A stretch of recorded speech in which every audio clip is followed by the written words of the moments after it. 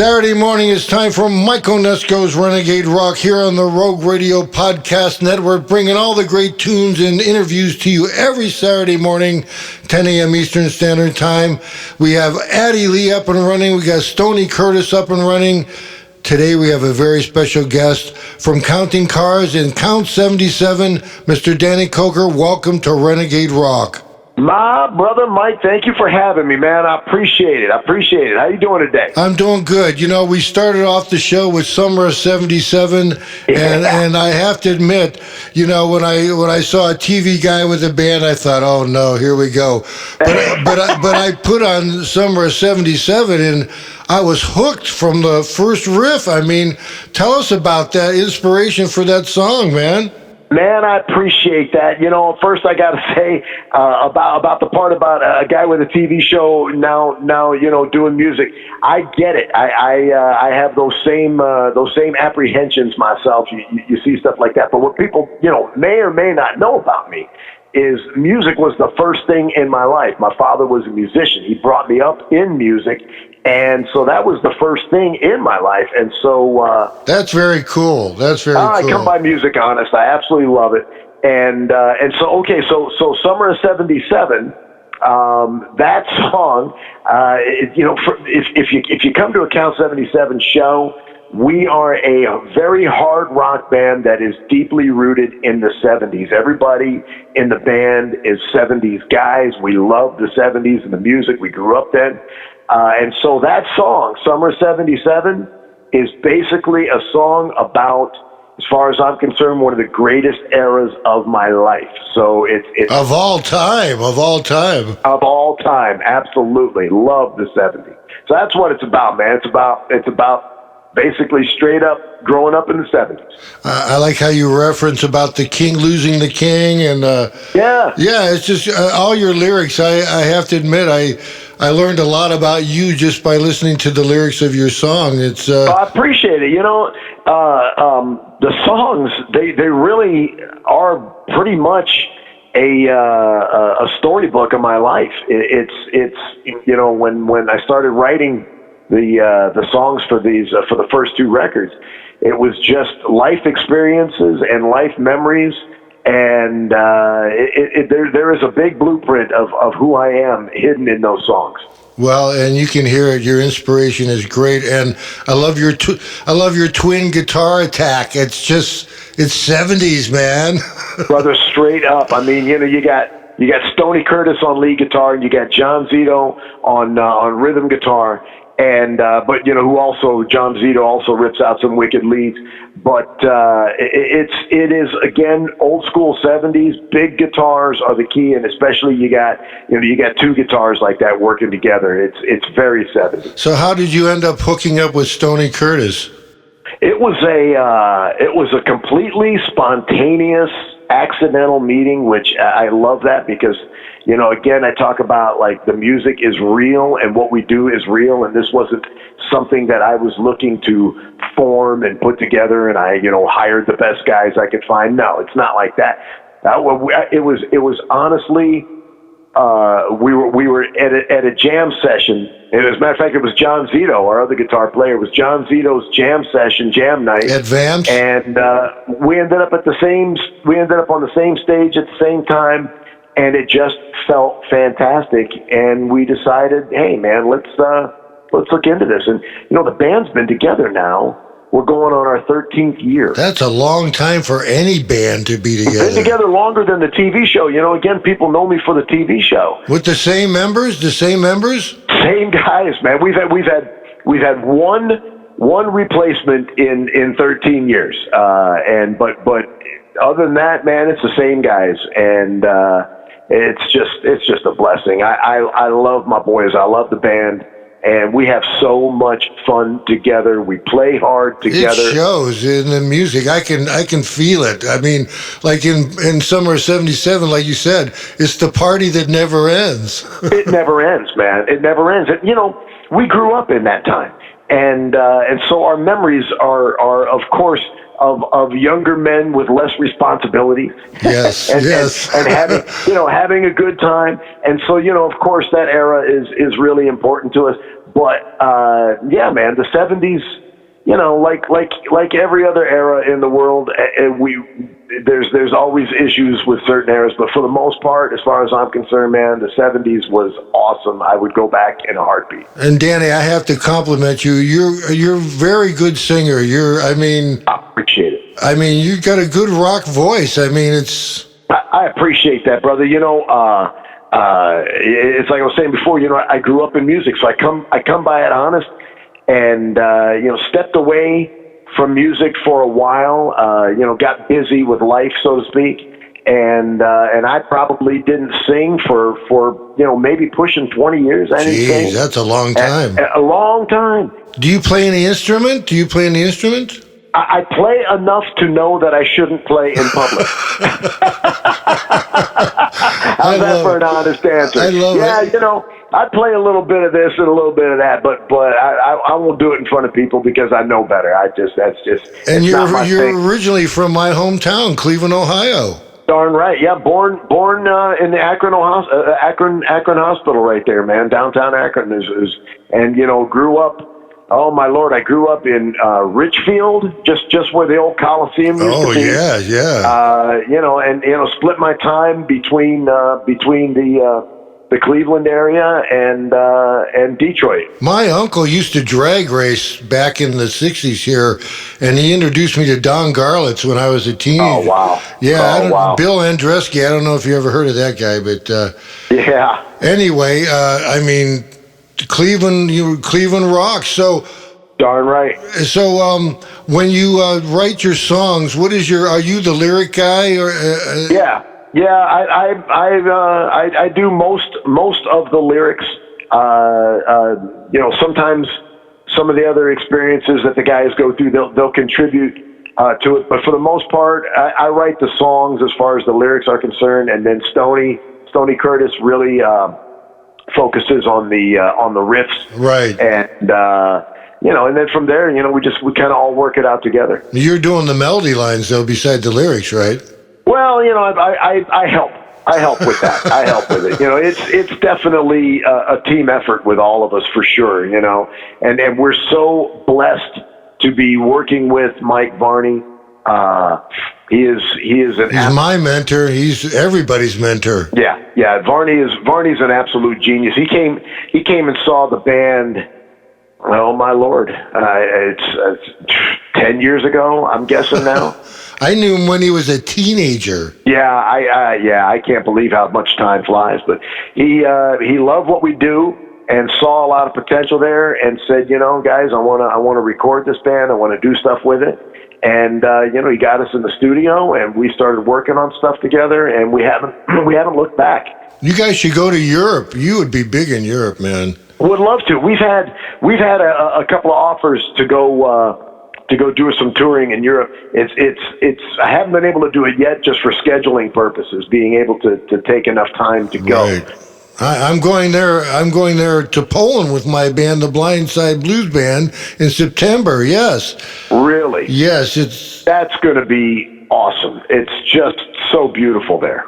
So, Danny, where did you start your first shop? I know we're talking about music, but everybody wants to hear some about your cars. You know, the cars. Yeah, absolutely. You know, everybody's had a gazillion jobs over the years, and I'm one that's had plenty of jobs. But you know, as a trade, for me, I've been in television production, most of my life. Wow, how did you get into that? It just grew up in it. You know, was around TV and just kind of grew up in the industry, and you know, in the Cleveland area. Yeah. Well, you know, okay, you've been in Cleveland for a long time, so I'm gonna bring up a name that see if it rings a bell with you, but the Reverend Rex Humbard. Of course. Are you kidding? That was my childhood. He was on TV all the time. Absolutely. Well, that Rex Humbard's my uncle. No way. That's crazy. Uncle Rex. My father was his music director for over 20 years. And so, you know, I grew up in music. I grew up singing gospel music there. Man, that's the best way to start. I mean, what an inspiration. It is absolutely the best. And then I got involved in the television production as well. and that that was kind of my trade forever. And I moved to Vegas, man, in the late '80s, and was working at a television station here, handling the production department of a television station. A Vegas that doesn't look anything like the Vegas now, right? Oh, no. Vegas was so much better before. It's a zoo now, and I'm not a big fan of the zoo that it's turned into. But hey, I guess that's progress, so to speak. But so I opened a shop. It was just a hobby shop, a small hobby shop, and I was because I've been in cars and bikes my whole life as a hobby, but never as a real business. So I had a small hobby shop, and I was building bikes and tinkering around with hot rods and everything, and that just kind of evolved and grew. And then I turned it into a legitimate business, and it was thriving here in Vegas. And I was starting to get noticed in magazines and published in certain things, and was going and doing big bike rallies and big shows all over the place. And next thing you know, I've got History Channel knocking on my door saying, "Hey, life is good. Why don't we do a show?" Yeah, and yeah, as they say, the rest is history. The show's been going for a little over 10 years on History.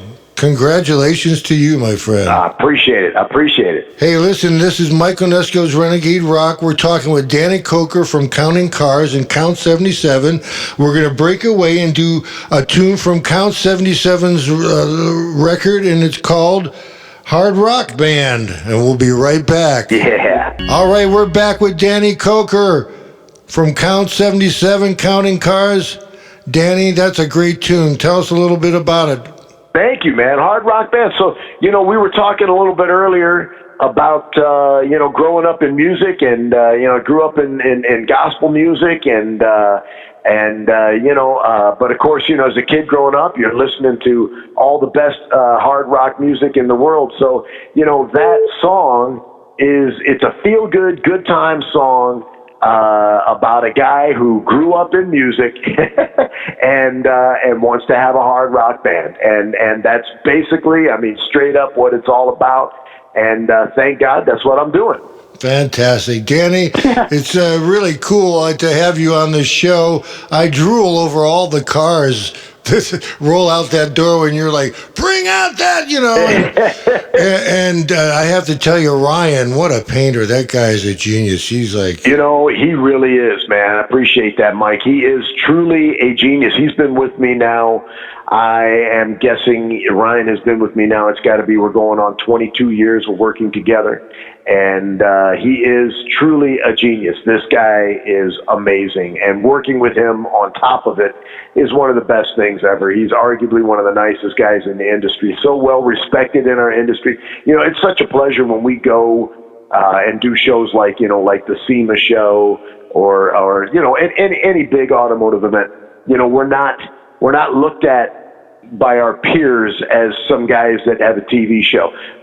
Thankfully, because we do it real and because we keep it up and honest and real, we're respected in our industry. And Ryan is he's truly a genius. People love him. Well deserved, yes. Yeah.